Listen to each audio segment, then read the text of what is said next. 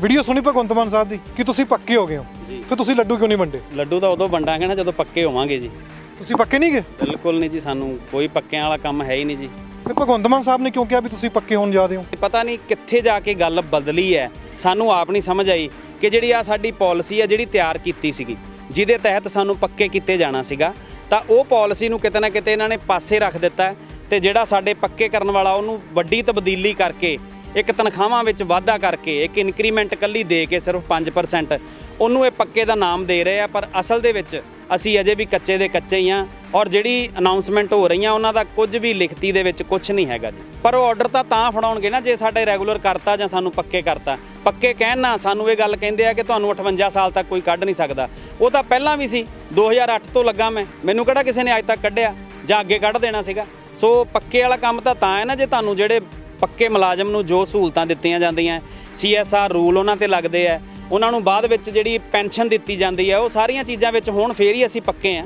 ਭਗਵੰਤ ਮਾਨ ਜੀ ਜੋ ਗੱਲਾਂ ਕਰਦੇ ਆ ਨਾ ਕਿ ਉਹ ਅਸੀਂ ਟੈਂਕੀਆਂ ਤੇ ਚੜ੍ਹਨ ਨਹੀਂ ਦੇਵਾਂਗੇ, ਅਸੀਂ ਆਲਰੇਡੀ ਬੈਠੇ ਆ, ਸਾਡੇ ਨਾਲ ਗੱਲ ਵੀ ਨਹੀਂ ਕੀਤੀ ਜਾ ਰਹੀ।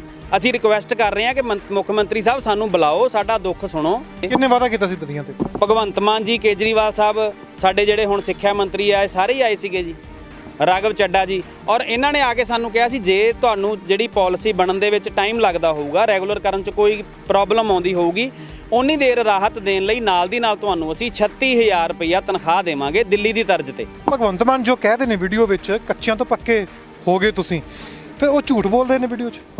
ਸਰ ਝੂਠ ਹੀ ਕਹਾਂਗੇ ਇਸ ਚੀਜ਼ ਨੂੰ ਤਾਂ, ਜਦੋਂ ਜੋ ਕੁਝ ਦੇਖੋ ਉਹਨਾਂ ਨੇ ਕਿਹਾ ਕਿ 10 ਸਾਲ ਦੀ ਪਾਲਿਸੀ ਤੁਹਾਡੇ ਲਈ ਬਣਾਈ ਗਈ ਹੈ, ਅਗਰ ਉਹ ਬਣਾਈ ਗਈ ਹੈ ਤਾਂ ਸਾਡੇ ਅੱਗੇ ਲੈ ਕੇ ਆਓ, ਠੀਕ ਹੈ ਨਾ। ਜਦੋਂ ਤੱਕ ਸਾਡੇ ਹੱਥ 'ਚ ਉਹ ਪਾਲਿਸੀ ਨਹੀਂ ਆਉਂਦੀ ਤਾਂ ਅਸੀਂ ਕਹਿ ਹੀ ਨਹੀਂ ਸਕਦੇ ਕਿ ਹਾਂ ਅਸੀਂ ਪੱਕੇ ਹੋ ਗਏ ਹਾਂ। ਉਹ ਤਾਂ ਚਾਹੇ ਜੋ ਕੁਛ ਮਰਜ਼ੀ ਕਹੀ ਜਾਣ ਕਿ ਮੈਂ ਪੱਕੇ ਕਰਤੇ, ਮੈਂ ਤਨਖਾਹ ਵਧਾਤੀ, ਪਰ ਜਦੋਂ ਤੱਕ ਸਾਡੇ ਖਾਤਿਆਂ 'ਚ ਉਹ ਤਨਖਾਹ ਨਹੀਂ ਪੈਂਦੀ ਜੋ ਇੱਕ ਪੱਕੇ ਮੁਲਾਜ਼ਮ ਨੂੰ ਦਿੱਤੀ ਜਾਂਦੀ ਹੈ, ਉਸ ਤੋਂ ਤੱਕ ਅਸੀਂ ਨਹੀਂ ਕਹਿ ਸਕਦੇ ਕਿ ਅਸੀਂ ਪੱਕੇ ਹੋ ਗਏ ਹਾਂ। ਭਗਵੰਤ ਮਾਨ ਸਾਹਿਬ ਨੇ ਇੱਕ ਗੱਲ ਕਹੀ ਸੀ ਕਿ ਟੈਂਕੀਆਂ ਤੇ ਚੜ੍ਹਨ ਵਾਲੇ ਅਧਿਆਪਕ, ਲਾਠੀਆਂ ਖਾਣ ਵਾਲੇ ਅਧਿਆਪਕ, ਉਹਨਾਂ ਨੂੰ ਉਹ ਪੱਕੇ ਕਰਨ ਜਾ ਰਹੇ ਨੇ।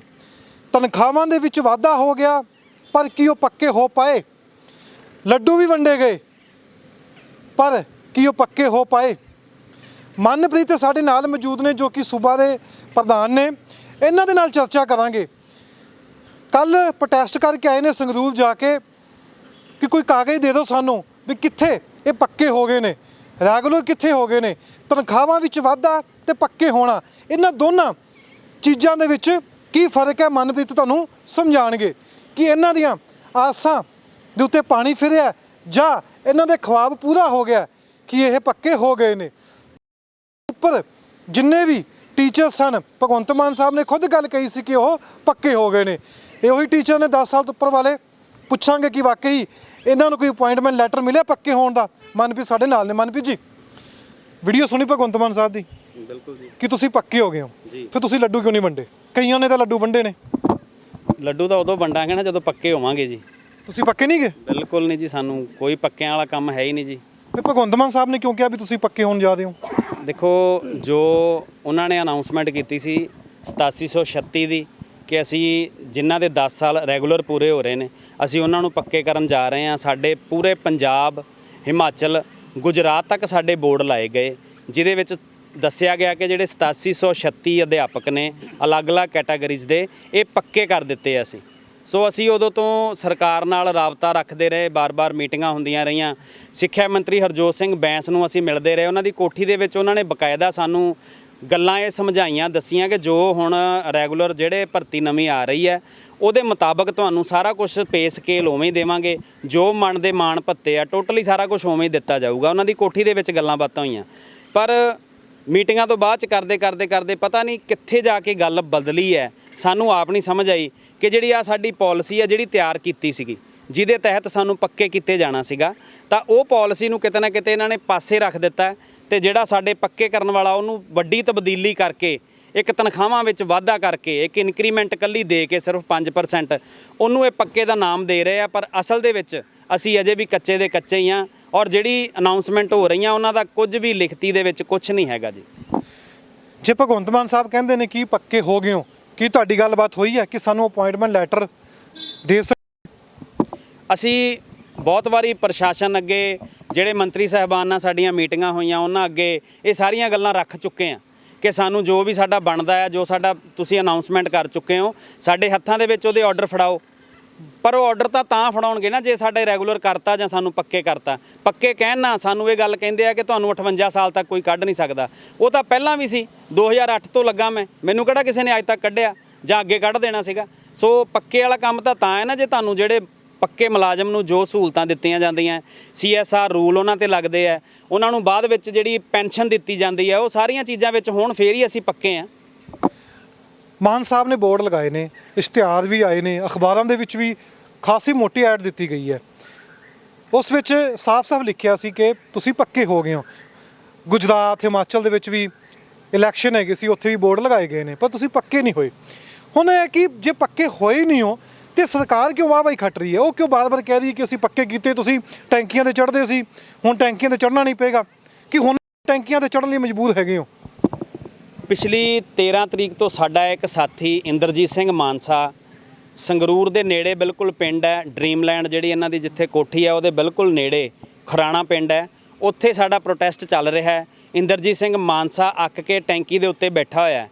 ਸੋ ਜੇ ਇਹ ਸਾਰਾ ਕੁਝ ਹੋਇਆ ਹੁੰਦਾ ਤਾਂ ਉਹ ਸਾਡੇ ਸਾਥੀ ਨੂੰ ਕੀ ਲੋੜ ਹੈ ਵੀ ਆਪਦੀ ਜ਼ਿੰਦਗੀ ਨੂੰ ਖਤਰੇ ਵਿੱਚ ਪਾ ਕੇ ਉੱਪਰ ਬੈਠਾ ਹੋਇਆ ਜਾ ਕੇ।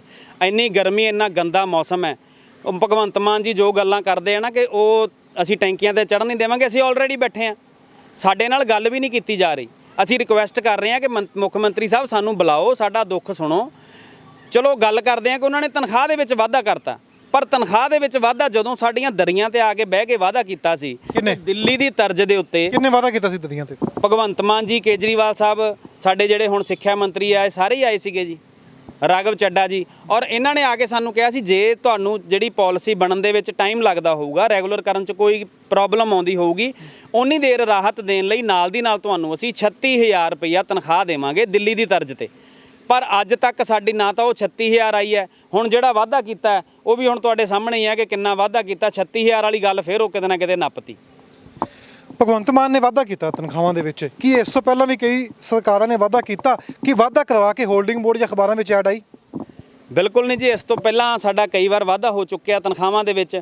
ਜਸਟ ਇੱਕ ਡਿਪਾਰਟਮੈਂਟ ਵੱਲੋਂ ਲੈਟਰ ਜਾਰੀ ਕੀਤੀ ਜਾਂਦੀ ਹੈ, ਲੈਟਰ ਦੇ ਵਿੱਚ ਲਿਖਿਆ ਹੁੰਦਾ ਕਿ ਤੁਹਾਡੀ ਜਿਹੜੀ ਤਨਖਾਹ ਹੈ ਉਹਦੇ ਵਿੱਚ ਇੰਨਾ ਵਾਅਦਾ ਕਰ ਦਿੱਤਾ ਗਿਆ। ਸੋ ਸਾਨੂੰ ਜਿਹੜੀ ਖਾਤਿਆਂ ਦੇ ਵਿੱਚ ਸਾਡੀ ਵੀ ਜਿੰਨੀ ਤਰੀਕ ਦਿੱਤੀ ਉਹਦੇ ਵਿੱਚ ਆਉਣ ਲੱਗ ਜਾਂਦੀ ਹੈ। ਪਰ ਇਹ ਪਹਿਲੀ ਸਰਕਾਰ ਹੈ ਜਿਨ੍ਹਾਂ ਨੇ ਵਾਅਦਾ ਕਰਨ ਲਈ ਪਹਿਲਾਂ ਪਾਲਿਸੀ ਬਣਾਈ ਹੈ, ਉਸ ਤੋਂ ਬਾਅਦ ਸਾਡੀ ਵੈਰੀਫਿਕੇਸ਼ਨ ਕਰਾਈ ਹੈ, ਸਾਰਾ ਕੁਝ ਕਰਵਾ ਕੇ ਉਸ ਤੋਂ ਬਾਅਦ ਵਾਅਦਾ ਕੀਤਾ, ਔਰ ਉਹ ਵੀ ਲੋਕਾਂ ਨੂੰ ਦੱਸਿਆ ਕਿ ਅਸੀਂ ਪੱਕੇ ਕਰਤੇ। ਇਹ ਝੂਠ ਹੈ? ਬਿਲਕੁਲ ਝੂਠ ਹੈ ਜੀ, ਅਸੀਂ ਤੁਹਾਡੇ ਸਾਹਮਣੇ ਖੜੇ ਹਾਂ।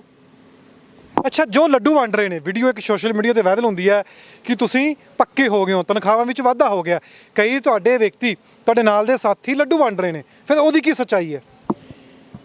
ਜੋ ਲੱਡੂ ਵੰਡ ਰਹੇ ਜੀ ਉਹ ਸੱਚਾਈ ਹੈ, ਕਿਉਂਕਿ ਜਿਹੜੇ ਬੰਦੇ 10 ਸਾਲਾ ਪਾਲਿਸੀ ਦੇ ਵਿੱਚ ਆ ਰਹੇ ਸੀਗੇ, 10 ਸਾਲ ਦੀ ਜਿਹੜੀ ਪਾਲਿਸੀ ਬਣਾਈ ਸੀ, ਅਸੀਂ ਉਹਦੇ ਵਿੱਚ ਜਿਹੜੇ ਵੀ ਸਾਥੀ ਆ ਰਹੇ ਸੀਗੇ ਤਾਂ ਉਹਨਾਂ ਨੂੰ ਕਿਤੇ ਨਾ ਕਿਤੇ ਖੁਸ਼ੀ ਸੀ। ਜਿਹੜੇ ਦੂਸਰੇ ਬੰਦੇ ਪਿੱਛੇ ਰਹਿ ਰਹੇ ਸੀ ਉਹਨਾਂ ਵਿੱਚ ਨਿਰਾਸ਼ਤਾ ਜ਼ਿਆਦਾ ਸੀ, ਕਿਉਂਕਿ ਉਹਨਾਂ ਨੂੰ ਲੱਗ ਰਿਹਾ ਸੀ ਕਿ ਇਸ ਪਾਲਿਸੀ ਤੋਂ ਬਾਅਦ ਪਤਾ ਨਹੀਂ ਸਾਡਾ ਕੋਈ ਹੱਲ ਹੋਊਗਾ ਜਾਂ ਨਹੀਂ ਹੋਊਗਾ। ਤਾਂ ਕਿਤੇ ਨਾ ਕਿਤੇ ਜਦੋਂ ਸਰਕਾਰ ਨਾਲ ਰਾਬਤਾ ਕਰਕੇ ਉਹਨਾਂ ਨੇ ਇਹ ਚੀਜ਼ਾਂ ਦਾ ਹੱਲ ਕਰਵਾਉਣ ਵਿੱਚ ਉਹ ਕਾਮਯਾਬ ਹੋਏ ਆ, ਤਾਂ ਉਹਨਾਂ ਨੂੰ ਉਸ ਗੱਲ ਦੀ ਜ਼ਿਆਦਾ ਖੁਸ਼ੀ ਹੈ ਕਿਉਂਕਿ ਉਹਨਾਂ ਨੂੰ ਉਹ 10 ਸਾਲਾ ਪਾਲਿਸੀ ਦੇ ਵਿੱਚ ਨਹੀਂ ਸੀ ਆ ਰਹੇ। ਸੋ ਉਹਨਾਂ ਨੂੰ ਉਮੀਦ ਨਹੀਂ ਸੀ। ਜਦੋਂ ਜਿਹੜੇ ਬੰਦੇ ਨੂੰ ਉਮੀਦ ਨਹੀਂ ਹੁੰਦੀ, ਜਿਹੜੀ ਚੀਜ਼ ਮਿਲ ਜਾਵੇ ਤਾਂ ਉਹਦੀ ਖੁਸ਼ੀ ਨੈਚੁਰਲੀ ਹੁੰਦੀ ਹੈ। ਉਹ ਸਾਡੇ ਸਾਥੀ ਇਸ ਕਰਕੇ ਖੁਸ਼ ਨੇ। ਕਿੰਨੇ ਸਾਲ ਤੱਕ ਖੁਦ ਸੰਘਰਸ਼ ਕਰੋਗੇ? ਕਾਫੀ ਲੰਮੇ ਸਾਲ ਤੋਂ ਸੰਘਰਸ਼ ਕਰ ਰਹੇ ਹੋ ਵੀ ਤੁਹਾਨੂੰ ਪੱਕੇ ਕਰ ਦਿੱਤਾ ਜਾਵੇ, ਪਰ ਹੁਣ ਤੱਕ ਪੱਕੇ ਨਹੀਂ ਹੋਏ, ਤਨਖਾਹ 'ਚ ਵਾਧਾ ਹੋਇਆ। ਦੇਖੋ ਜੀ, ਇਹ ਸਾਡੀ ਤਰਾਸਦੀ ਰਹੀ ਆ। ਸਮੇਂ-ਸਮੇਂ ਦੀਆਂ ਸਰਕਾਰਾਂ ਆਈਆਂ ਨੇ, ਕੋਈ ਵੀ ਸਰਕਾਰ ਜਿਹੜੀ ਆਈ, ਲਗਭਗ 3 ਤੋਂ 4 ਸਰਕਾਰਾਂ ਜਿਹੜੀਆਂ ਲੰਘ ਚੁੱਕੀਆਂ ਨੇ। 2004 ਤੋਂ ਲੈ ਕੇ ਸਾਥੀ ਸਾਡੇ। ਹੁਣ ਮੁੱਦੇ ਦੀ ਗੱਲ ਕਰੋ ਵੀ ਹੁਣ ਤੁਸੀਂ ਖੁਸ਼ ਹੈਗੇ ਹੋ? ਦੇਖੋ, ਅਸੀਂ ਜੋ ਸਰਕਾਰ ਕਰਨ ਜਾ ਰਹੀ ਆ, ਅਸੀਂ ਇਹਦਾ ਵੈਲਕਮ ਕਰਦੇ ਹਾਂ ਕਿ ਸਾਡੀ ਇਹਨਾਂ ਨੇ ਬਾਂਹ ਫੜੀ ਆ, ਪਰ ਅਸੀਂ ਕਿਤੇ ਨਾ ਕਿਤੇ ਨਾ ਖੁਸ਼ ਹਾਂ। ਨਾ ਖੁਸ਼ ਇਸ ਕਰਕੇ ਆ ਕਿ ਭਗਵੰਤ ਮਾਨ ਸਾਹਿਬ ਨੇ, ਕੇਜਰੀਵਾਲ ਸਾਹਿਬ ਨੇ ਸਾਡੇ ਪ੍ਰੋਟੈਸਟ ਦੇ ਵਿੱਚ ਆਣ ਕੇ ਸਾਡੇ ਨਾਲ ਦਰੀਆਂ ਤੇ ਬੈਠ ਕੇ ਸਾਡੇ ਨਾਲ ਬਾਹਾਂ ਖੜੀਆਂ ਕਰ ਕਰਕੇ ਨਾਅਰੇ ਮਾਰ ਕੇ ਸਾਡੇ ਨਾਲ ਵਾਅਦਾ ਕੀਤਾ ਸੀ ਕਿ ਤੁਹਾਨੂੰ ਪਹਿਲੀ ਕੈਬਨਿਟ ਦੇ ਵਿੱਚ ਸਰਕਾਰ ਬਣਨ ਤੋਂ ਬਾਅਦ ਅਸੀਂ ਤੁਹਾਨੂੰ ਪੱਕੇ ਕਰਾਂਗੇ।